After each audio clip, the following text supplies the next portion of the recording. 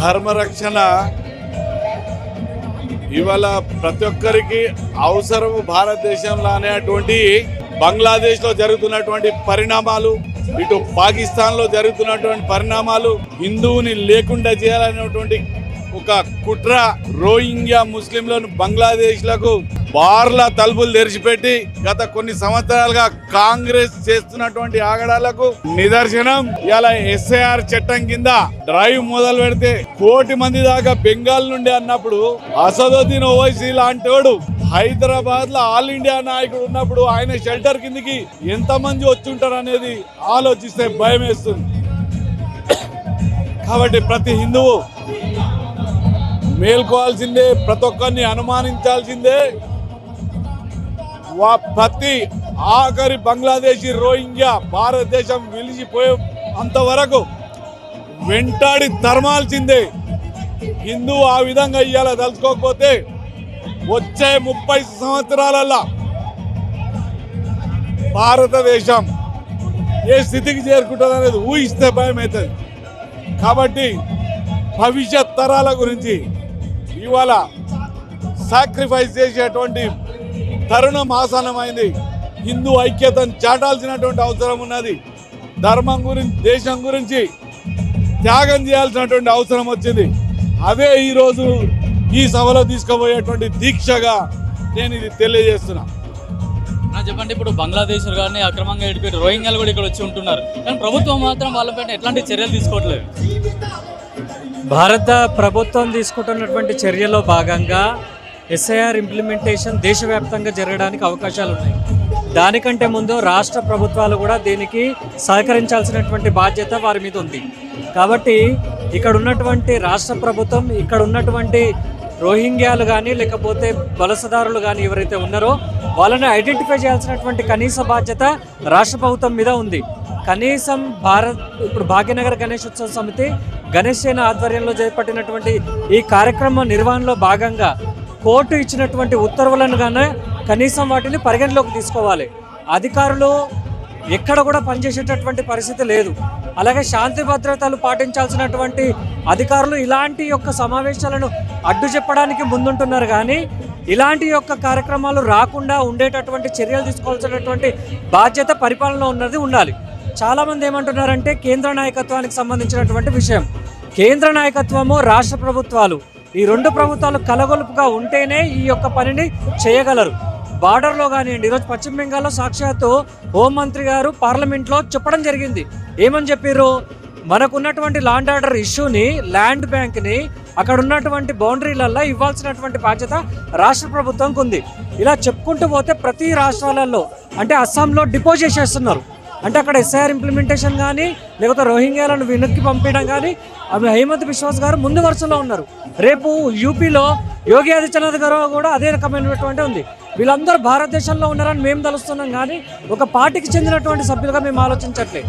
కాబట్టి హిందువులను జాగృతం చేయడానికి ఈ యొక్క కార్యక్రమాన్ని తీసుకోవడం జరిగింది. రానున్న రోజులలో ఖచ్చితంగా ఇక్కడ ఉన్నటువంటి వలసదారులందరినీ కూడా బయటికి పంపించాలి. ఎక్కడ కూడా 1961 మనకున్నటువంటి యాక్ట్ ప్రకారంగా కూడా ఎవరిని కూడా మనం ఇక్కడికి చేర్చుకునేటటువంటి దానికి సంతకం చేయాలి. ఐక్యరాజ్య సమితిలో కొన్ని రోజులు మాత్రమే వాళ్ళు కాంతిశీకులుగా ఉంటారు. వాళ్ళందరినీ పంపించాల్సినటువంటి బాధ్యత ప్రభుత్వంలో ఉన్న వాళ్ళకి కావాలి. కానీ ఇక్కడ ఎవరైతే లౌకికవాదులను చెప్పుకుంటున్నారో వాళ్ళందరూ కూడా ఇక్కడ ఉన్నటువంటి వీళ్లను ఓటు బ్యాంకుగా మలుచుకొని వాళ్ళ యొక్క రాజకీయ లబ్ధి గురించి వాళ్ళని ప్రొటెక్ట్ చేస్తున్నారని మా బాధ. అది ఎవరికి కూడా అంతుపట్టడం లేదు. కాబట్టి అధికారులు, శాంతి భద్రత అధికారులు తక్షణం నిర్ణయం తీసుకొని వీళ్ళందరినీ కూడా డిపోర్ట్ చేయాలని మేము మా యొక్క విజ్ఞప్తి.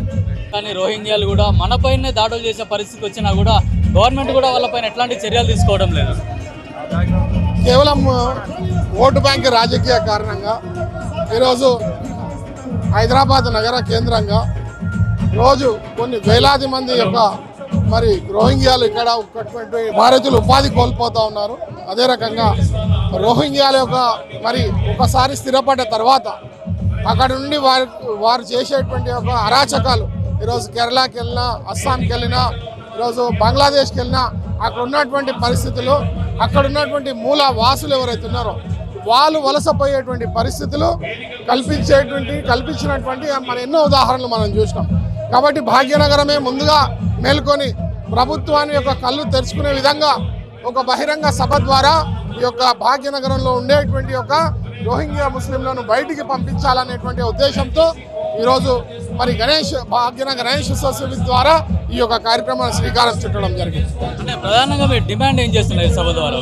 ఇప్పుడు కేంద్ర ప్రభుత్వం యొక్క డైరెక్షన్స్ లోపల ఈరోజు అనేక రాష్ట్రాల్లో మరి అస్సాం లాంటి యొక్క బార్డర్ రాష్ట్రంలో కూడా అక్కడ చాలా సీరియస్గా అక్కడ ఉండేటువంటి యొక్క విదేశాలను తరిమి వేరు వేస్తున్నటువంటి సందర్భం లోపల ఈరోజు ఈ ప్రభుత్వాలు కాంగ్రెస్ ఎక్కడైతే పాలన చేస్తుందో కాంగ్రెస్ రాష్ట్రంలో కూడా ప్రభుత్వాలు ఉన్నాయో అక్కడ ఎక్కడ కూడా ఈ రోహింగ్యాల మీద చర్య తీసుకోవడం విఫలమైన కారణంగా ఈరోజు ప్రభుత్వాన్ని ఈ వేదిక ద్వారా డిమాండ్ చేయడానికి ఈ యొక్క గణేష్ ఉత్సవ సమితి పనిచేస్తూ ఉంది.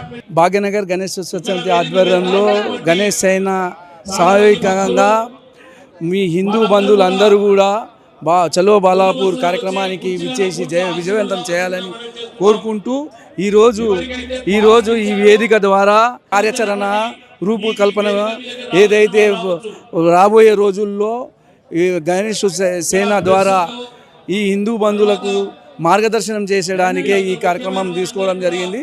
మరి ఈ కార్యక్రమానికి విజయవంతం చేయాలని జయప్రదం చేయాలని కోరుకుంటూ ధన్యవాదాలు. నిరంజన్ రెడ్డి ఉన్నారు. అన్న చెప్పండి, మీ ఉత్సవ సమితి ఆధ్వర్యంలో మొత్తం సభ జరుపుతున్నారు, చాలా గ్రాండ్గా జరుగుతున్నారు. బాలాపూర్ గణేష్ సమితి కాదు, ఇది భాగ్యనగర్ గణేష్ సమితి ఆధ్వర్యంలో నిర్వహించడం జరుగుతుంది. ఈ యొక్క ధర్మరక్షణ సభకు ఎలాంటి ఇబ్బందులు కలగకుండా ఇక్కడ బాలాపూర్ గ్రామంలో నిర్వహించడం జరిగింది. కాబట్టి ఇక్కడ వచ్చిన భక్తులకు కూడా అంటే ఈ వచ్చే అందరికీ కూడా ఇక్కడ అన్ని సౌకర్యాలు ఏర్పాటు చేయడం జరిగింది. ముఖ్య ఉద్దేశం ఏంటంటే బంగ్లాదేశ్లు రోహింగ్యాలు ఈ యొక్క మన వాళ్ళని వెళ్ళగొట్టడానికి కలిసిన మన సెంట్రల్ గవర్నమెంటే కానీ స్టేట్ గవర్నమెంటే కానీ ఒక జియో తీసుకొచ్చి వారిపై చర్య తీసుకోవాల్సిందిగా మనం. అంటే ఇప్పుడు బాలాపూర్ అనేది ప్రధానంగా రోహింగ్యాలకు కానీ బంగ్లాదేశ్లకు కానీ ఒక షెల్టర్గా మారింది. అవునండి. అంటే ఫస్ట్ ఇది ఇక్కడ కొద్ది 8,000 16,000 మంది రోహింగ్యాలు కానీ బంగ్లాదేశ్ ఇక్కడ నివాసించడం జరుగుతుంది. వారికి చెప్పడం ఏంటంటే మేము మెచ్చి వెళ్ళిపోమని చెప్పడం జరుగుతుంది. ఒక గవర్నమెంట్ త్రూ బిల్ తీసుకొచ్చి వాళ్ళని స్వయంగా వెళ్ళిపోతే బాగుంటుంది. అంటే ఇక్కడ ఉన్న వాళ్ళకు కూడా అక్రమంగా కూడా ఇక్కడ ఉన్న ఆధార్ కార్డు కానీ రేషన్ కార్డులు కానీ మిగతా పథకాలు కూడా అందుతున్నాయని చెప్తున్నారు కదా. అంటే మ్యాక్సిమం అందుతున్నాయని నాకు కూడా ఇంటిమేషన్ తెలుసండి. అది ఎంతవరకు అని నిజం మనకు కూడా తెలియదు. ఎందుకంటే రాను ఏంటంటే ఈ ఇంకా ముందు చూస్తుంటే ఈరోజు 8,000 రేపు 10,000 రేపు పొద్దున వేల సంఖ్యలో ఇక్కడ చాలామంది జరుగుతుంది. ఇక్కడ ఉన్న జీవనోపాధి కూడా వాళ్ళు తీసుకోవడం జరుగుతుంది. కాబట్టి ముఖ్యంగా ఇక్కడ తొందరగా వాళ్ళని వారి దేశాలకు తరలిస్తే బాగుంటుంది.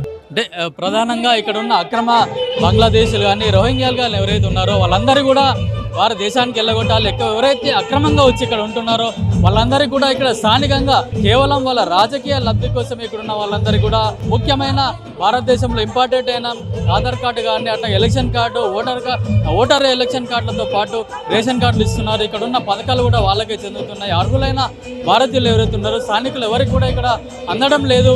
ఈ సభ ద్వారా మేము తెలియజేసేది ఏంటంటే ఇక్కడ ఉన్న అక్రమంగా చొరబాట్లకు ఎవరైతే వచ్చి ఇక్కడ ఉన్నారో వాళ్ళందరినీ కూడా వెంటనే వాళ్ళ దేశాన్ని పంపించాలని చెప్పేసి కూడా చెప్తున్నారు. ఇక్కడ అక్రమంగా ఉన్న వాళ్ళు కూడా హిందువులపైన దాడులు జరుగుతున్న సంఘటనలు కూడా గతంలో కొన్ని రోజులుగా చూస్తున్నాం. అట్లాగే బంగ్లాదేశ్లో ఎవరైతే హిందువులపైన దాడులు చేస్తున్నారో అట్లాంటివన్నీ ఆపేసేయాలి, ఇక్కడ ఉన్న హిందువులకు కూడా రక్షణ కల్పించాలనే ఉద్దేశంతోనే ఈ సభ నిర్వహిస్తున్నామని చెప్పేసి కూడా భాగ్యనగర్ గణేష్ ఉత్సవ సమితి సభ్యులు చెప్తున్నారు. కెమెరామెన్ శ్రీకాంత్, కిరణ్ కుమార్, పల్లవి టీవీ, బాలాపూర్, హైదరాబాద్.